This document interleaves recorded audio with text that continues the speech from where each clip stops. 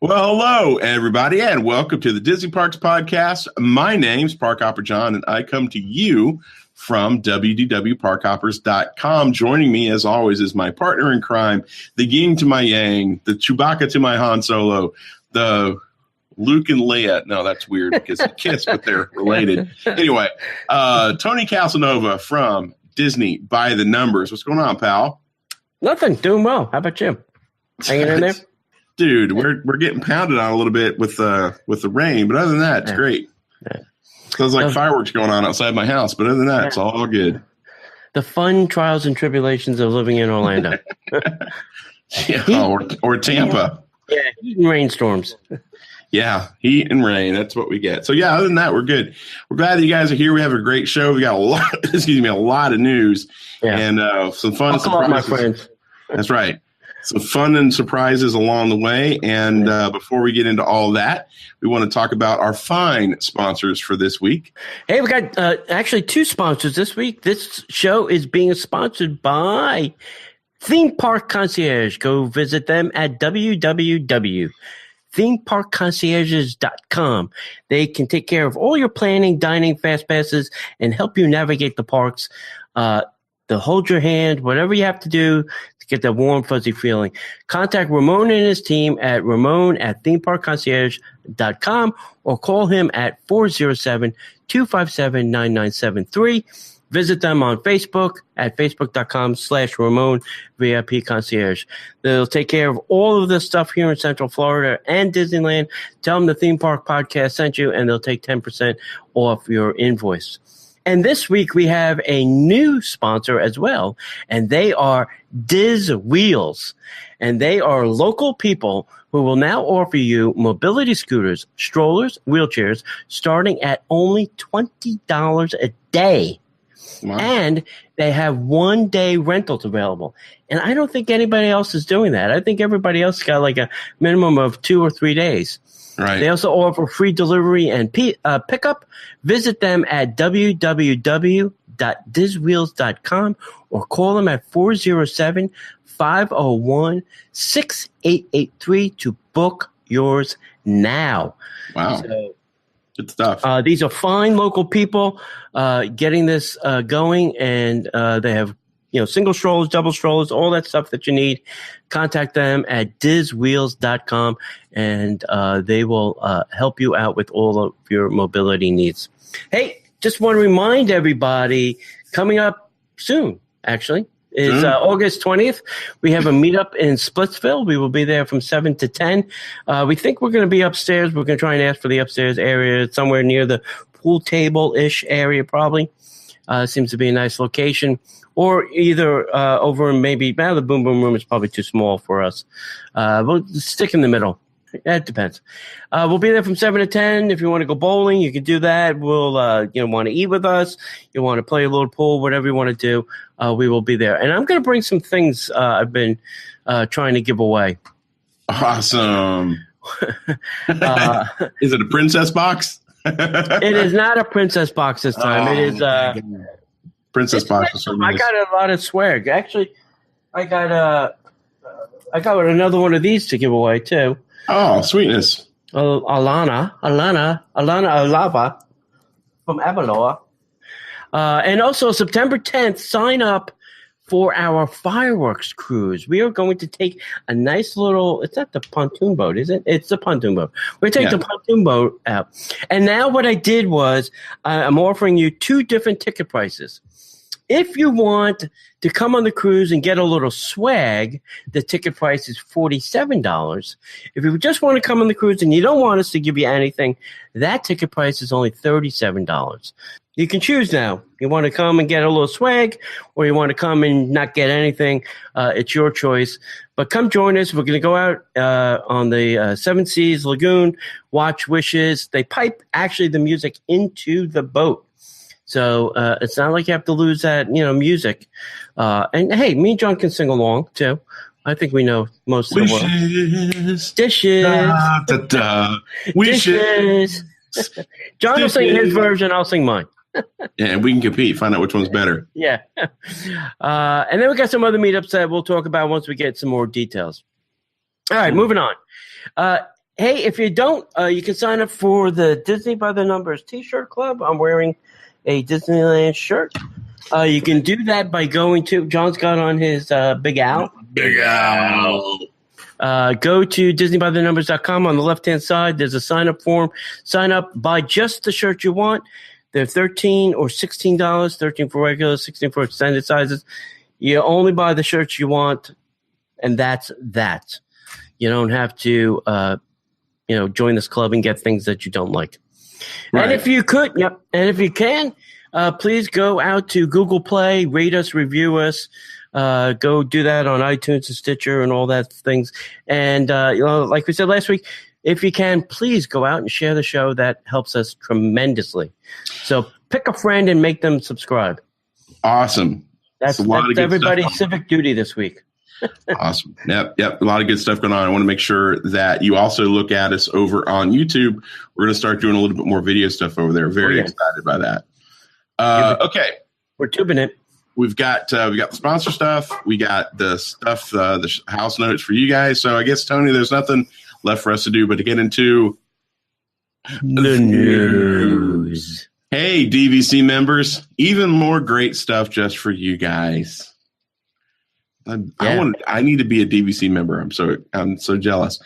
When Disney Vacation Club began celebrating their 25 years and beyond earlier this year, the announcement of an unprecedented array of new member offerings included the promise of special event for members and their guests at the Disneyland Resort in California. Now, that promise has become reality because this fall is a smash hit Disney Vacation Club 25 and Beyond Bash that engaged thousands of member families this spring at Magic Kingdom Park in Florida is now headed west, taking over Disney California Adventure Park on November 2nd, 2016 from 8:30 to 11:30 p.m. Now, did you do the member bash when it was at Magic Kingdom? I had a reservation and then I couldn't make it. And I'm mad. I didn't. I'm mad. Okay. So Disney's saying that members and their guests are going to be able to turn Disney California Adventure Park into their own personal playground during this complimentary event, enjoying popular attractions, seeing Disney characters and special meet and greets, complimentary refreshments, and a wiggy DJ party. It's not a party until it's a DJ party, and there's so much more, Tag. If you want reservations for the Disney Vacation Club 25 and Beyond Bash at Disney California Adventure, that's going to begin taking reservations on August 3rd at 8 a.m. August 3rd. Oh, okay. At 8 a.m. Pacific time by registering online. You need to check out your DVC member website. And their tagline is this unprecedented Disneyland Resort event continues a wave of new signature celebrations around DVC neighborhoods, each inspired by member feedback and designed to encourage more of our magical community than ever with the experiences members love most. Note that as part of this transition to signature member events, the final Royal Member Gathering event at Disneyland Resort will take place on August 8th. So next week is it. Yeah. I'm surprised they're only doing this one day in California because we had like 4 nights, I think, here in the Magic Kingdom. Yeah. I don't know. Listen, if you're a DVC member and you're in California, I highly advise you to go. Everybody that went to the one here in Magic Kingdom raved about it. They said it was like literally having the park to themselves. There was only a couple thousand people in the entire park. And the Magic Kingdom, I think they left almost everything open. So that is kind of ludicrous crazy. So if you get the chance, do it because these things don't come along anymore. Listen, they here in Florida, they charge an extra $150 for that event now. So if it's free, grab it. It's not really free.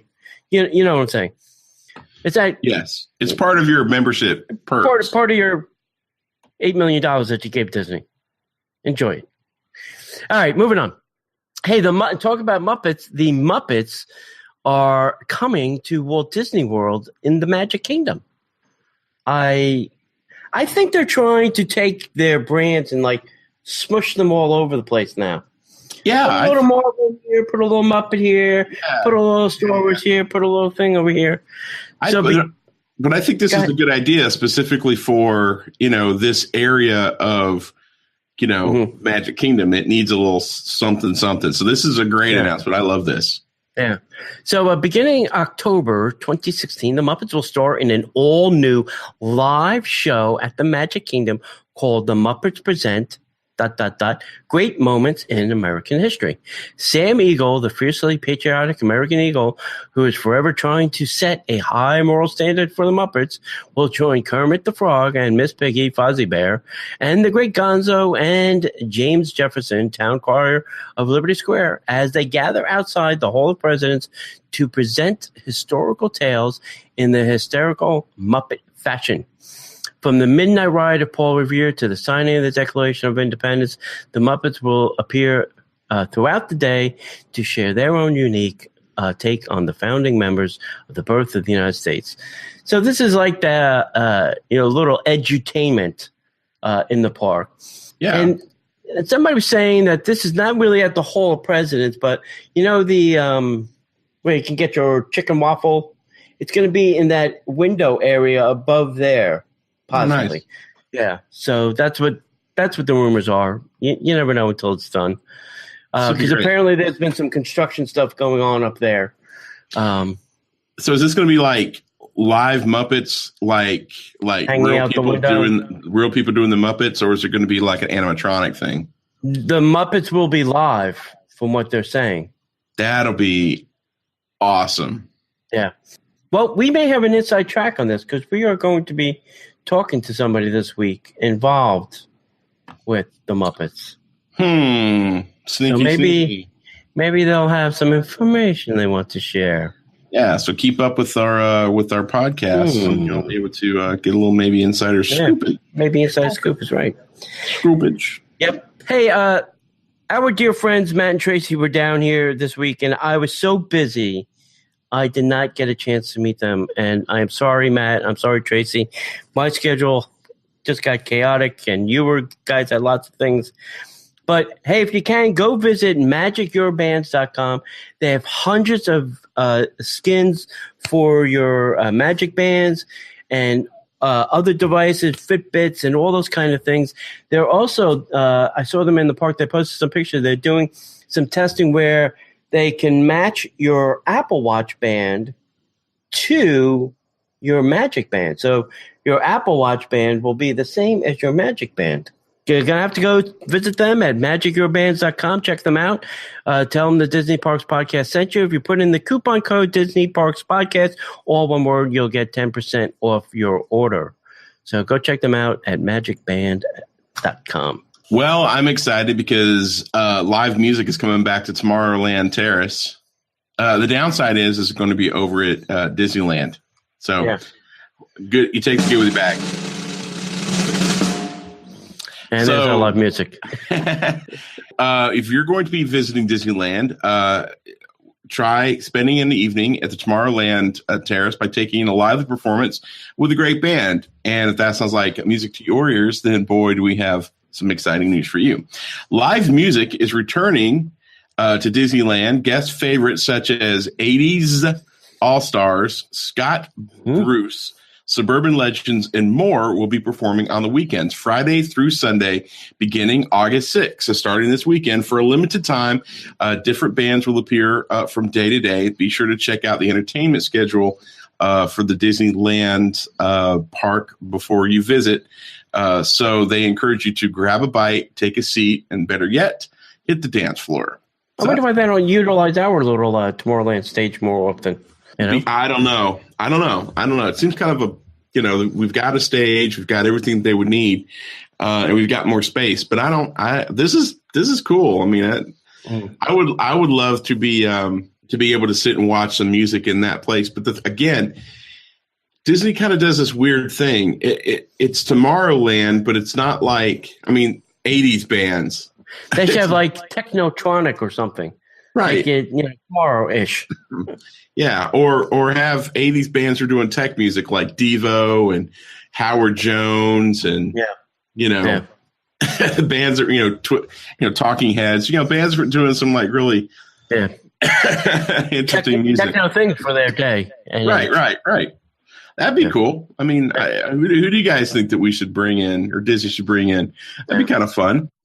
Yeah, and I can, in our Tomorrowland, they have the stage, they have that square area, with the lights and things, and then they have the the audio booth on the side there. They could put some benches and leave the middle area open, and still have a dance area, but still have a place where the parents could sit, while their kids are dancing or whatever. Vince makes a really good point in the chat room. It seems like every time Disney wants there to be music, it's a DJ. Yeah, they do it. They do it at the Tomorrowland stage. They do it at the stage at Disney Springs. They also do it at all the Run Disney events. It's always a DJ everywhere. There's never ever like a live band, except for some of the places around Disney Springs. They bring in some live bands. Right.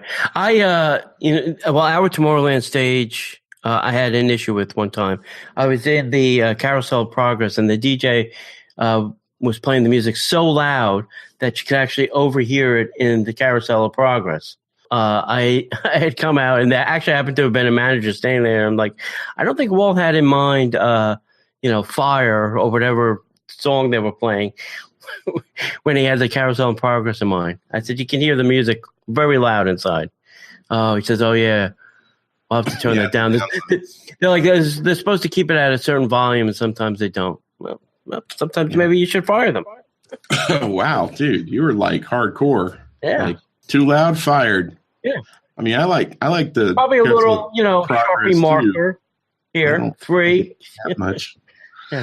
My goodness. So if you are a fan of the show, and hopefully you are, if you have not gone over to patreon.com/Disney Parks Podcast, and we would encourage you to do so. And basically everybody that's over there is helping to keep the show going. We've got a lot of things that we're doing, like this event that we're doing with the pontoon boats. You guys are helping make that happen, because everything that you donate to that site is helping us do all these events. And we've got a lot of things going on. So if you don't mind going to patreon.com/Disney Parks Podcast, and we have some people that we would like to thank.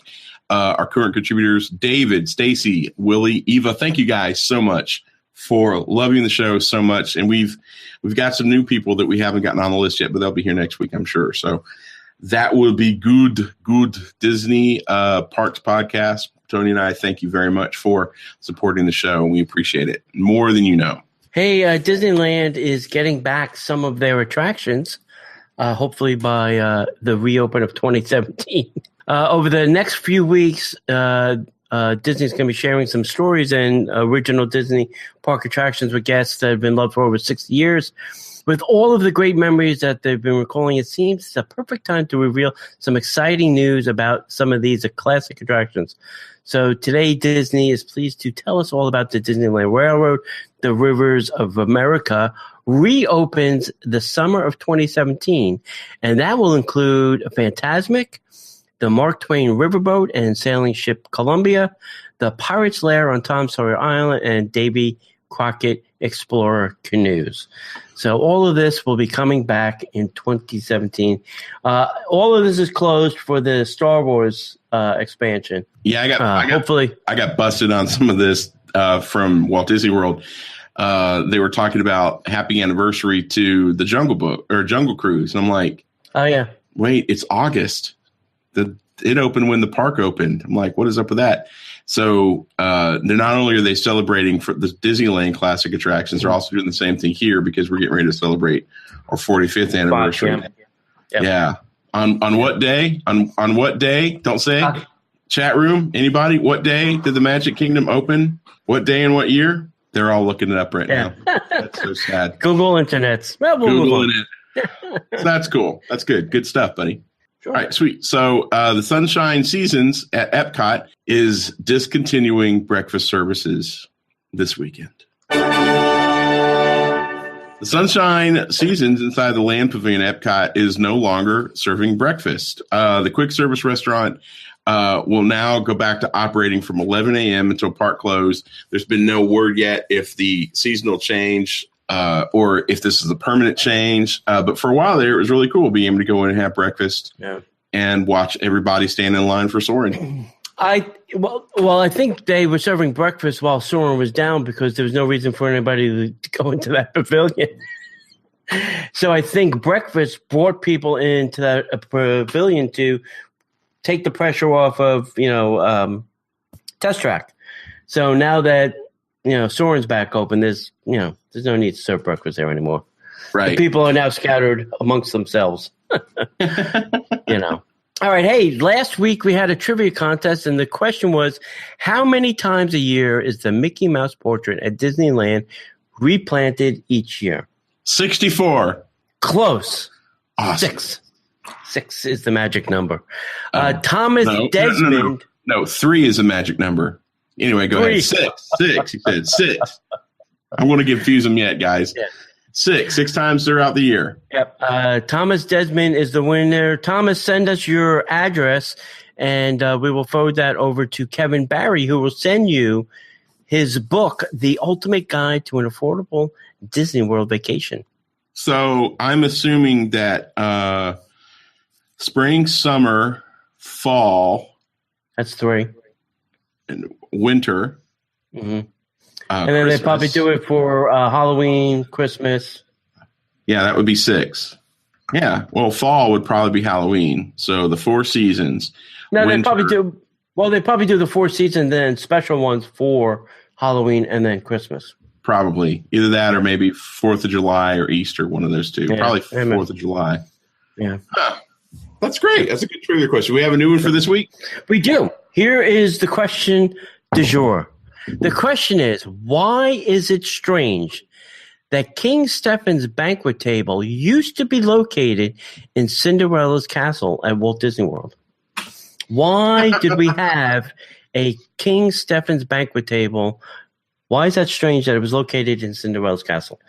If you can tell us the answer, email that answer to DisneyParksPodcast@gmail.com, or you'll find this question posted on our Facebook and our blog, and then you can give us the great answer there. Now, currently it's named something different, so don't go Googling it because you're not going to find it. It's named something different, so you're not going to find that answer. Hey, there's more troubles with our shoreline, apparently here in Florida. The Polynesian and Grand Floridian beach lines are now getting a new rock treatment. So a few days ago, Disney started the work of replacing the Grand Floridian beach shoreline with rocks. So right at the shoreline, there's the fence, and then on the other side of that, they built up this little wall of rocks now. The work has progressed down to the Disney's Polynesian Village resort, where the beaches are there now closed off, and they're doing the same treatment down there. The area by the bungalows is already complete. All the resort beach areas are going to be closed while this work is going on. So if you're staying at any of the resorts, the Grand Floridian we think is done. They're on to the Poly, and then they'll probably go to all the other ones, Wilderness Lodge and so on and so forth. The rock work was completed at the Grand Floridian. It's really an attempt to keep guests out of the water. I don't think, if you have a wheel, you're going to hop the fence or go underneath the rope, and you're going to go over the rock, and you're going to go into the water. If you're that, much of a nutbag. So I think hopefully once this is all done, the beaches, may open up again, because I still keep hearing that they're closed, they're open, they're closed, they're open. Hopefully this will be the final chapter in this event, and we can move on. Yeah, sad, but maybe they'll even take down those little ropey things they put up, and just maybe the sign and the rocks is enough. I don't know, of a deterrent. I don't know. I would think that the ropes are a way to keep people out, but I also think it's a good way for them to keep things from coming in. You know what I'm saying? I think the rocks are a way to keep things from coming in. Yeah, you're probably right. And the ropey thing is to keep people out. Okay. One of my favorite movies back in the day, because I had such a huge crush on Jennifer Connelly, was The Rocketeer. I did, dude. I mean, Labyrinth, Rocketeer. You need to look up a movie called Career Opportunities. It will change your life. Disney has actually released information that they're working on a Rocketeer reboot. According to the Hollywood Reporter, Disney is working on a reboot to the 1991 film The Rocketeer, and it will be titled The Rocketeers. Makes sense. The project's in the early development stages and being looked at as a sequel reboot and will be headlined by a black female character. Their words, not mine. Walt Disney Studio is developing a reboot of the 91 action-adventure movie, hiring Max Winkler and Matt Spicer to pen the script, which is being titled The Rocketeers. The project, in its early developmental stages, is considered to be a sequel reboot, but with a modern-day twist, and it'll be, the new take keeps the story in a period setting, but offers a fresh view on the characters. Set 6 years after the original Rocketeer and after Secord has vanished while fighting the Nazis, an unlikely new hero emerges, a young African-American female pilot who takes up the mantle of the Rocketeer in an attempt to stop an ambitious and corrupt rocket scientist from stealing the jetpack technology in what could prove to be a turning point in the Cold War. So this is really exciting. I'm excited by this. I saw some of the concept art. I thought it looked great. So I would love to know what you guys think about it. Tony, did you watch The Rocketeer when you were? Yeah, I saw The Rocketeer when I was a youngin. Youngin, back in the day. Back in the day when I was a youngin and I had some hair on my head.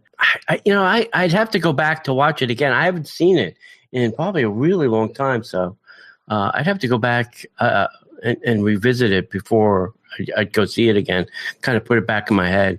Yeah, Timothy Dalton is the bad guy. He's so good, and it's set back in the 20s or 30s. Man, it's just the 30s or 40s. It's just such a good movie, and I dug it. And plus, Conley's in it, and the whole premise of flying back then too. Oh yeah, it was still the George Jetson jetpack thing. You strap on this jetpack and you go. Yeah, so that'd be great. The promise of flying, my friends. I think that would be one superpower I'd like. I'd like to fly. Anytime I can avoid the TSA and just take to the skies. Hey, John, I'm flying over. I'll be over in a minute. I'm here. Look, up in the sky. It's a bird. It's a plane. It's a flying Tony Calcanova. I just gonna kind of drop in your pool. You have to drop and do the super cool superhero pose like Deadpool talks about. Watch this. Oh, that's hard on the knees. All right, kids. Hey, if you're looking for something healthy, go over to Beaches and Cream. Besides loading up on some ice cream, they're now serving 3 different varieties of loaded fries. For $6 each, you can get one of these healthy little treats. Choice number 1 is what they're calling gravy fries. These fries are topped with poutine gravy and white shredded cheddar cheese. So option number, I think they're copying the poutine people. Option number 2 is the cheese and bacon fries. They are fries topped with cheese sauce, probably that yellow plastic stuff. Plastic cheese, candied bacon, red onions, and garlic peppercorn ranch. Oh my God. Yeah. Option number 3 is the chili cheese fries. Obviously, they're fries topped with chili and some plastic cheese and some red onions. Wow. So you can get this for $6 or you can get them as a side on your entree for $1.50 more. Nothing like some ice cream and chili cheese fries. Now, the beloved Parkhopper Sid is her background is she used to do a lot of I'm getting there. A lot of audio and stage direction for a hypnotist who would go around to state fairs. Ooh. So she is a connoisseur of fair food. And this type of delicacy is, they call it poutine. They're different things up in like Milwaukee. I think they call them wets, but we call them ass fries because when you eat them, they go straight to your ass. So I'm very excited by this, and this makes total sense. Being at Beaches and Cream, oh my gosh! So you can go have a big burger, get some gravy fries, and then have a kitchen sink. And And then just call your cardiologist in the morning. Say, I That's ate right. a peaches and cream. And he'll go, all right, I understand. Hey, just as a reminder, too, Beaches and Cream takes dining reservations now. So it's no longer you have to stand there and wait 4,000 hours to get a table. Hey, nice. So don't forget that, kids. So in a news story that I know that you were very excited about, and by the way, before I get into this, I went down to the Abracadabra the other day. Oh, did ya? We have not put the article up on Parkhoppers yet, and I should get to that as soon as possible. Is it good? Yes. However, cocktails are not cheap. Yeah, somebody said they're all like $16 or something. They're all high-end cocktails. I had the elixir, which is made with it's green, tastes like licorice, used to be poison. I'll think of it in a minute. Oh, yeah. Absinthe. Yeah, it was absinthe. Yes. I had the absinthe drink. I had the whatever elixir. Sarah had basically had like a, not a Tom Collins, but like a. They have some drinks that, have this magic effect. Yeah, basically they pour the drink over cotton candy and the cotton candy disappears. Yeah, and then they have another one where I saw that they pour the drink and it's one color, and then they pour the second part in and it changes the drink to a different color. Yeah. So what I had was called the Elixir 13, which is basically lucid absinthe and water. It's just absinthe and water. Wow. And it was just like, it was not the best drink I've ever had in my entire life. Yeah, I'm sure. It was very, it was just like liquid licorice, black licorice, Wow. Sarah had, what did she have? She had the Collins Double. It's basically the Old Tom gin, house-made sweet and sour, topped with soda water. It's okay. It's okay. But it's cool. The whole place is really cool. The way they do their menu is kind of like a neat little trick. The insides were just really, really neat. You could totally tell it used to be the sweet treat shop. Oh, yeah. But the seating was very limited, so it took us a little bit to get in there. But it's so cool. They had signage that changed while you watched it. People disappeared. Right. It's really neat. It's a really great place. Cool. Now, I say that because I kept trying to stick my head over to see what was going on in the Flying Fish. Oh, yeah. I did not know that they were getting ready to make this announcement because they're really close to being done. After a major reimagining, reservations are now open for dates beginning August 3rd. I know. So supposedly tomorrow, as we record this, it's going to be open. So August 3rd and beyond, Flying Fish at Disney's Boardwalk is going to be open for reservations. The entire interior, including this onstage kitchen, has been beautifully redesigned along with all new menu crafted by Chef Tom. Is it Majoris or Majoris? I don't know. Probably Majoris. Who's a veteran of the Flying Fish kitchen. I don't want to stop you, but maybe we should switch our dinner reservations. Maybe. Right, the seafood centric menu is going to feature entirely sustainable fish and shellfish, and includes the chef's creations such as corn crusted wild Gulf shrimp, wild Alaskan king salmon, and plancha seared Hokkaido scallops. For the carnivores out there, there's Wagyu filet mignon, Korabuta pork belly, and bison strip loin. The general manager and sommelier Stig Jacobson has crafted a brand new wine list with nearly 80 selections of wine available by the glass. Wow. Drops the mic, walks away. This is going to be one of the premier fine dining restaurants. They brought this back from it was always a great restaurant, but now I just think they're taking it off the charts. I'm so jacked up about this. I love the Flying Fish. I can't wait to go back. Yeah. I have a the Wagyu filet mignon is probably not going to be very cheap. That is probably not going to be for the faint at heart. That's got to be $58, probably Disney price. Yeah. I can't imagine that's going to be cheap. Yeah, no, I don't anticipate going there very often, but the few times that I've been there have been pretty stellar. Yeah, it'll be the once in a occasional, thing. It's like the California Grill. You can't go there all the time. You just can't afford it. No, your wallet would melt. Yeah, exactly. So, hey, over at the Magic Kingdom, our new show, Mickey's Royal Friendship Fair, is getting a little update. So Disney confirmed today that Mickey's Royal Friendship Fair will celebrate autumn and the holiday season with changes to both the music and the costumes in the final scenes. Mickey's Royal Friendship Fair debuted on June 17th and features Mickey, Minnie, Donald, Daisy, Goofy, Tiana, Nevon, Louis, Rapunzel, Flynn Rider, Olaf, Anna, and Elsa.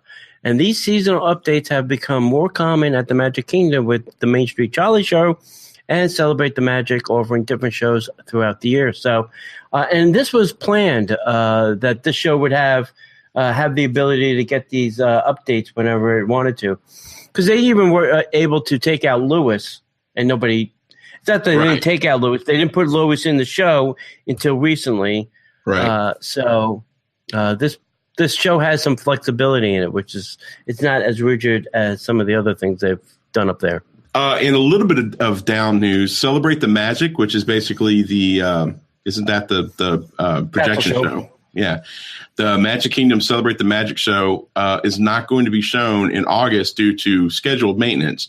The Cinderella Castle projection show will be dark from August 5th through August 30th. So if you planned your vacation in that time and we're really excited about seeing this projection show, we're very sorry. It's not going to happen. But performances are going to resume on August 31st. During the closure, Disney is planning on upgrading the projections used for the show, which those projectors are only a few years old. But looking at what they're doing with Star Wars and what they're doing over at the, Awaken the Night over whatever they call it. I'm sorry, I don't have the nomenclature. The show that they're doing over at Animal Kingdom. Guys, I am not kidding you. That projection looked three-dimensional. Yeah. So if they could do that on a tree, imagine what they could do on a castle way closer. So I'm very excited about this. It's good. Disney's putting some money into this projectors, and I'm jacked up. I think it's gonna be great. This does not make me. No. Wait, you're not doing it right. This is how you should announce this news article. Ready? Okay. DISNEY.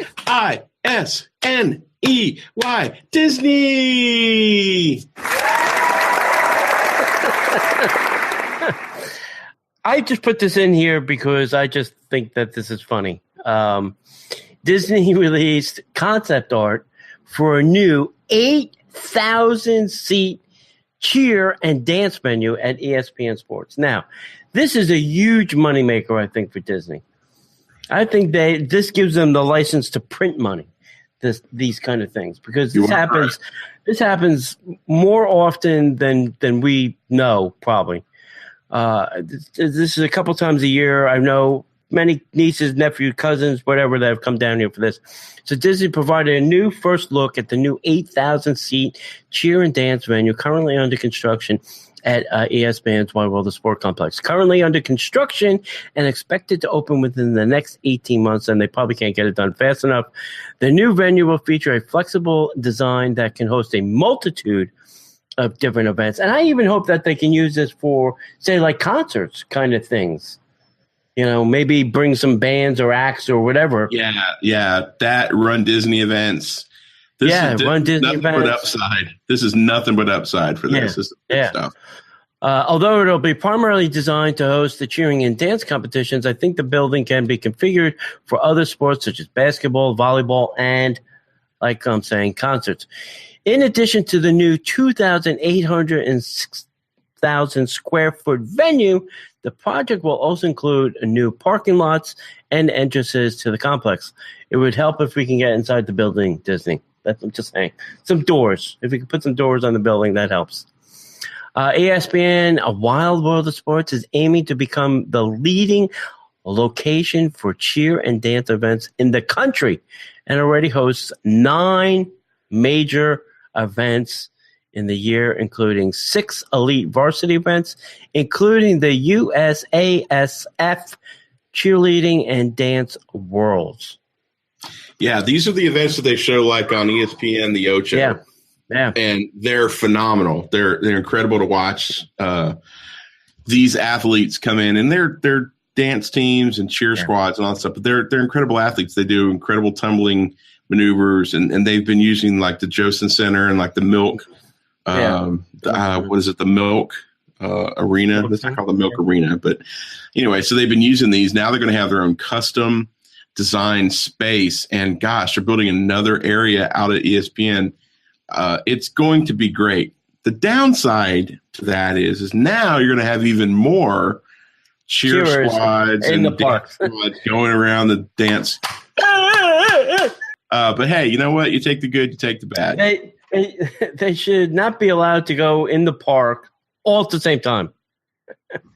Yeah. Spread the wealth, kids. Spread the wealth. You can't bring all 150 of you. It's all in at the same time and try and walk Main Street as a herd. Yeah, that's kind of crazy. Problem. Yeah. Or the studios, which is even worse nowadays. So if you listen to the show for any length of time, you know that so Disney's Grand Floridian Resort is hosting Alice in Wonderland themes Wishes fireworks viewing parties. This is extraordinary, by the way. I think this is something I'd like to see it if I can afford it. The Grand Floridian Resort and Spa at Walt Disney World is currently hosting a bit of extra magic at their resort. Guests visiting are invited to the outdoor patio area for curious food and beverage offerings during the wonderful and whimsical showing of the Wishes Nighttime Spectacular on select nights. This Wishes viewing event also turns into a little bit of a dance party with tunes and cast member-led dancing.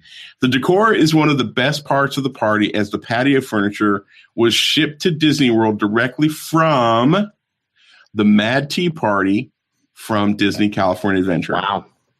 So that's great. That's awesome. Yeah. There's no charge for guests wishing to attend the event, but drinks and desserts are at an additional cost. The event is open to anyone visiting the resort. You do not have to be a resort guest to attend. The Gone Mad Party is hosted every Wednesday from 8:30 until 10:30 in the outdoor patio near the Gasparilla Island Grill. You don't have to make a reservation. Seating is on first-come, first-served basis.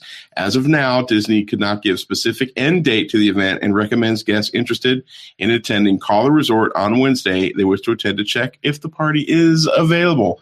This is great news for guests, but this is even better news for like us yahoos to show up and hang out and have a good time. Party crashers, local party crashers. Yay. We'll be jumping in the pool afterwards is all I'm saying. Exactly. Hey, John, I know you're not a big fan of your Magic Band tracking your whereabouts, are you? No, not really. Well, then this story will be very interesting for you. You'll love every second of it. You're going to yum this up. Disney was awarded a patent which can now track park guests by their footwear. Now, I don't know if I'm going to go into all of the details of this because I think we should just post this and then let people comment on it because I'm interested to know what people will think. In Disney's never-ending quest to refine Disney park experience to the guests, Disney has been awarded a patent that uses a new method to track their guests by quietly keeping tabs on their footwear. The patent, which was filed back in April of last year and recently awarded, seeks to identify, track, and customize a park goer or venue guest by capturing and matching images of their shoes using cameras and sensors. This can be used in a wide variety of applications, which are listed in the patent filing, whether it's to track how many rides are visited throughout the year or how many guests move around the Disney parks. Let me stop you right there. Sure. This is to tell how many rides are visited throughout the year. Mm-hmm. Wow. Well, we don't store that kind of information, we were told. Well, they're gonna now. The assumption is that, this data will be stored. This is more than your footwear. I think it will, from what I can tell from the patent diagram and information, it will not only take a picture of your footwear and store that, but also length, width, and like height of your foot to like your knee or calf area. It'll do some other dimensional information to get a better match. Because obviously, you're not going to wear the same shoes to the park every time. So it's going to have other information to support that it's actually John Donahue coming through the turnstiles. Right. Well, they could take a picture when I scan my Magic Band. They'll take a picture of my shoes and they'll put those in because I only wear only ever wear and if they do this, they'll have this at all the attractions too. Right. At certain, I wear flip flops or I have 2 sets of sneakers that I wear, and that's it ever. I never go to the parks and anything but those. So, for example, acquiring and reacquiring guests at different locations within the park can provide data to the park owners, such as the most popular rides. I think Disney already knows that. A common guest pass from one ride to another. I think they're more interested in that data. How somebody moves through the park, I think, is more interesting to them than they went on Splash Mountain 3 times. Right. They know, how many people go on a ride and what the most popular rides are. Another interesting method of using the data would be with a robot that moves around the park and then interacts with guests. So while this robot's interacting with you, he's actually scanning your shoes and taking a picture of them. See, that's the part about it that kind of bothers me. Like the back in the day when the Muppet Lab thing, when Mr. Honeydew and Beaker, you're interacting, and he's going picture. Gotcha. Yeah, that is disingenuous to me because, we're aware of it. So if I see a robot, my first thing is going to be, I should go interact with that. But that'd be a cool thing to put on the blog or videotape it. Yeah. And then the thought is, wait, it's probably scanning my feet. There comes a point in time where it becomes too crazy. I mean, they've already got the RFID. They know they could track our movements throughout the park. Yeah. They could do that. I don't understand the shoe thing. I think it's me. I think it's crazy. Yeah. I don't know how this is helping. I really don't. So while you'll find some of these methods a little invasive, John, so to speak, but Disney is already testing and implementing this type of customized technology with Magic Bands, obviously, that most park guests already wear. This new method aims to be a little less intrusive than other methods of capturing, identifying, and tracking guest movements. So they're sending you the tracking device in the mail. You can thank them for that. Yeah, and here's the crazy thing. You could take a picture of my shoes and you can stockpile it and you can track my movements through the parks. But you can't put my name into a computer when I ride a ride that says, "Happy birthday, John." No. We can't do that, John. That's impossible. That's just insane. The patent also explains that attempting this type of tracking would be unreliable with clothing, as guests may put on or take off hats, sunglasses, sweaters, yada, yada, yada. Of course, some guests may feel uncomfortable regardless of not being aware that the pictures are being taken of them. But unless Disney plans on stockpiling pictures of people's shoes for unknown reason, having a device take a random picture of Vans Star Wars slip-ons like I wear while on their private property may not be an issue to some. So no official word from Disney if they would actually expect to implement this at their parks. You'll have to wait and see. If you start seeing things down at the bottom of the turnstiles and if you start seeing robots walking around Epcot or the Magic Kingdom, be leery of your shoes. All right, maybe you should just type your social security number on the side of your shoe. Yeah. Okay. Phone number. I'm going to give you a 5-second heads up. If you've got young ones listening to the podcast, you've got someone watching right now. We're going deep. Just give me a couple seconds and then come back. I swear. My God, that sounds like those aliens from War of the Worlds with Tom Cruise. My fear is somewhere deep in the dark recesses of Walt Disney World is some Goomba with a foot fetish going, yes, bring me pictures of shoes. Oh my God, it's so hot. This is crazy to me. I think it's crazy. I think it's creepy. And this is the kind of stuff, man, that makes me just creep out. I mean, it's one thing to track us with RFID. I totally understand it. But taking pictures of shoes is not something that I would have seen coming down the pipeline. Somewhere deep within Disney, somewhere next to the foot fetish guy, there's a server farm. Because if you start to think about the data that Disney's starting to collect, Magic Band information, they now, all the PhotoPass pictures are all stored somewhere. That's a huge amount of, server, and they keep like a couple months. I think it's like a 90-day cycle of every PhotoPass picture. That's why they have all the extra. Yeah, that's why they have all the extra solar panels there to power all that, so they can keep it off the grid. Yeah. So maybe underneath those solar panels is a server farm. Yeah. So I would love to, get into the bowels of Disney's IT department and say, lead me to the server farm where all this data is kept, please. Just go visit Skivo. He's the foot fetish guy. Yeah. Oh, geez, that's creepy. All right, so the question is here, folks. Would you mind Disney, besides your Magic Band, tracking you via your footwear? And is that an invasion? Is the Magic Band an invasion of privacy, or is the picture of your footwear an invasion of privacy? And where do you draw the line? Where do you draw the line? Where is the line for Disney?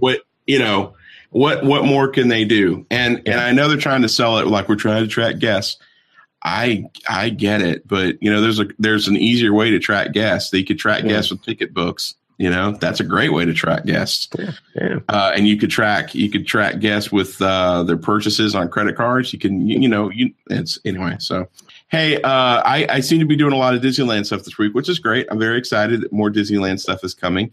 But the Disneyland Resort has announced that Disney PhotoPass Plus 1 week is available now for the very low price of $69 at Disneyland.com/PhotoPass. There, guests will be able to enjoy 1 full week of PhotoPass service with Disney PhotoPass Plus for 1 week, which is brilliant. I wish they'd do that here. I would do that. Yeah. You still have the option to purchase Disney PhotoPass Plus 1 day for $39, but this new opportunity guarantees that you'll never have to stress about blowing a pile of cash on a bunch of photos. Just find a Disney PhotoPass photographer and be the star of your own vacation.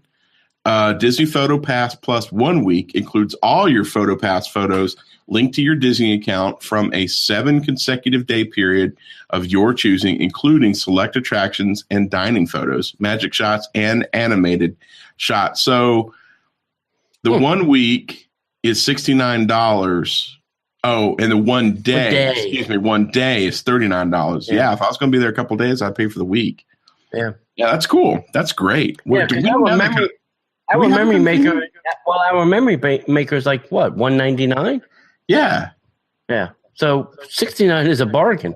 Yeah. And is there a time limit on that? I should know this. Is there a time limit on the memory maker? I think it's a year, right? Or is it the length of stay?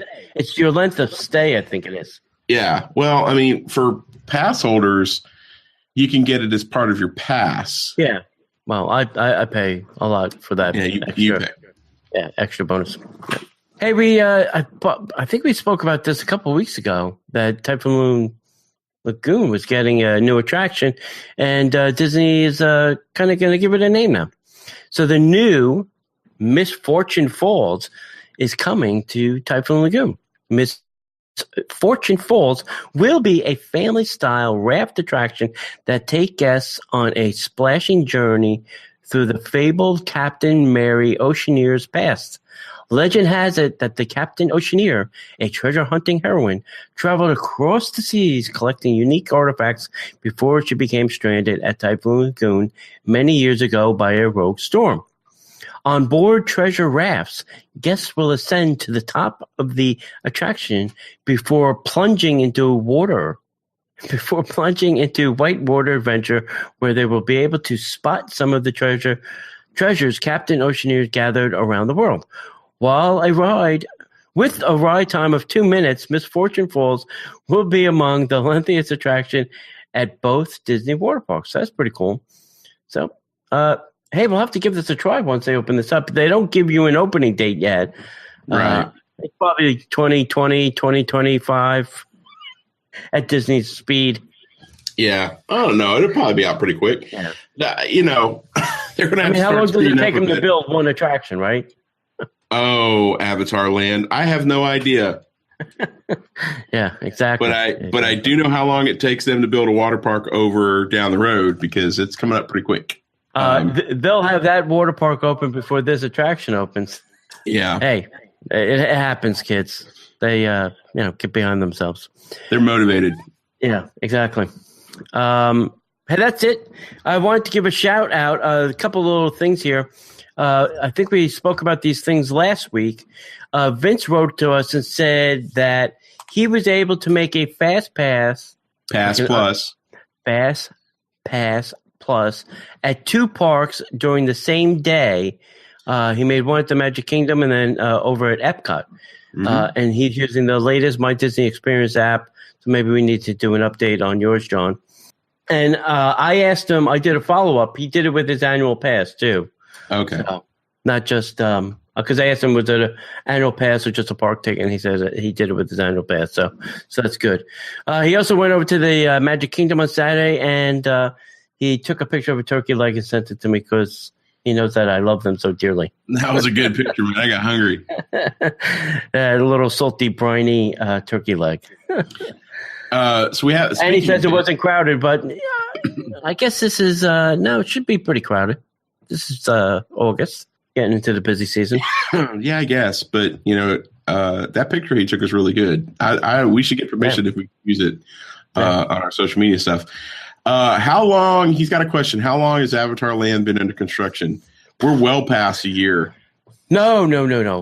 They made the announcement at the expo 2 years ago. We're going on like 4 or 5 years. Yeah, but under construction, it hasn't been under construction for that long. It's been like a year and a half, right? No, longer than that. Really? Oh, yeah. I'm the optimist. Look at that. Yeah, no, way longer than that. Yep. I'm going to say they made the announcement in almost that summer. That fall they started working on it. Well, here's the thing. They made the announcement, and then they had to close Camp Mini Mickey and relocate the Lion King show. So they built a brand new theater and area around the theater in Animal Kingdom. Yeah. And as much time as it took to build that, they've still been constructing it, and they're still working on it today. Yeah. And they built the Typhoon restaurant. Yeah. So it's been a while. Yeah. And they updated the Tree of Life. And they built the Stadium for the Rivers of Light, which we don't see yet. There's still no Avatar. So it's been going on a long time. Yeah, it's been kind of funky. Hey, I've got one thing I'd like to shout out, if I could, before we close the night.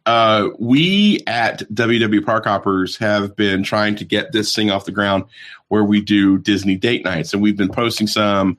We're trying to update the ones that we've had posted. But if you go to on our Facebook page, if you go to the Facebook page, facebook.com/WW Parkhoppers, there's the big header says Disney Date Nights, and there's a button that says Find Out More. If you click on that button and you put your email address in there, we're going to send you a free 5 Disney date night ideas. So how to do it from planning stages all the way through to everything you need to know. We are doing that. So we'd like to throw that out there. Love to get that in your hands. If you want that and all that good stuff, shoot me your email. You can send that to DisneyParksPodcast@gmail.com. I can put that in there and send that to you. But I would love to get that in your hands. We just launched that today, so very excited. More Disney date night stuff is coming down the pipeline, kids. It's going to be awesome. I just uploaded, and that FastPass selections just got easier. So let me see here if I can do this here. Do they, John? Is your date night to have like cheap dates versus expensive dates? On the website and on this PDF that we're sending out, no. There will be something coming out very soon that will separate into value, moderate, and deluxe. Okay. So we're gonna do something, put some stuff out on Amazon that's going to be available. So all right, sounds good. Yeah, it's going to be cool. Right. Hey kids, that's it for this week's show. If you want to get in touch with us, please email us at Disney Parks Podcast. Email us your questions about anything. An upcoming trip, something new that's going on at Disney World, at Disneyland, that you want us to help you with and figure out for you. We're all ears, as they say. You could even drop us a note on Facebook. We're on Facebook all the time on the social media. You can reach out to us on Twitter at Disney Podcaster. And as we like to say around here, kids, we will see you in the parks.